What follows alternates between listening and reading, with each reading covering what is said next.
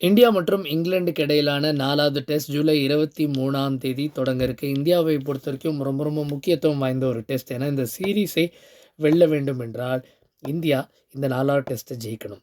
என்னென்ன மாற்றங்கள் நிகழ இருக்கு அப்படிங்கிறத நம்ம பார்க்கும்போது, ஒரு ஃபோர்ஸ்ட் சேஞ்ச் வரலாம். அதாவது அத நம்ம இப்படியும் பார்க்க முடியும். ரிஷப் பந்த் கீப்பிங் பண்ண இன்னமும் முழுவதும் ஃபிட்டா ஆகாத பட்சத்தில, த்ருவ் ஜுரேல் ஒரு கீப்பரா ஆட முடியும். அண்ட் இந்த பாசிபிலிட்டிய நாங்க ரூல் அவுட் பண்ண முடியாது அப்படிங்கிறத ரயன் டெண்டோஸ்காட், இந்தியாவோட அசிஸ்டன்ட் கோச் தெரிவிச்சிருக்காரு.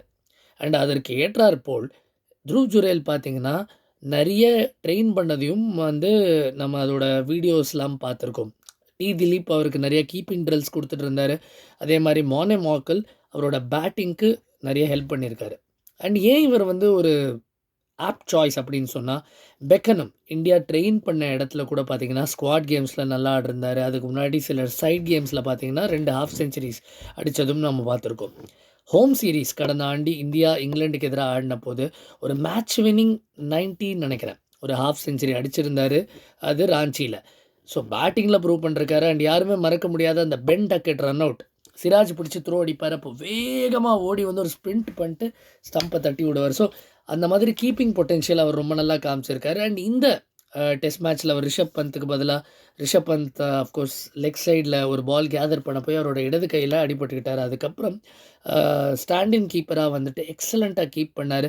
சில செம்ம டேக்ஸ், சில செம்ம கேச்சஸ். அண்ட் தினேஷ் கார்த்திக் போன்றவர்கள் கூட இவரை ரொம்ப பாராட்டி இவரோட கீப்பிங் டெக்னிக், இவரோட ஸ்டேபிள் பேஸ் எல்லாம் பாராட்டி பேசியிருந்தாங்க. அஃப்கோர்ஸ் சில பல பைஸ் விட்டதுனாலே இவர் மீது குற்றச்சாட்டு இருந்தாலும் த்ருவ் ஜுரேல் உள்ள வர வாய்ப்பு இருக்குது.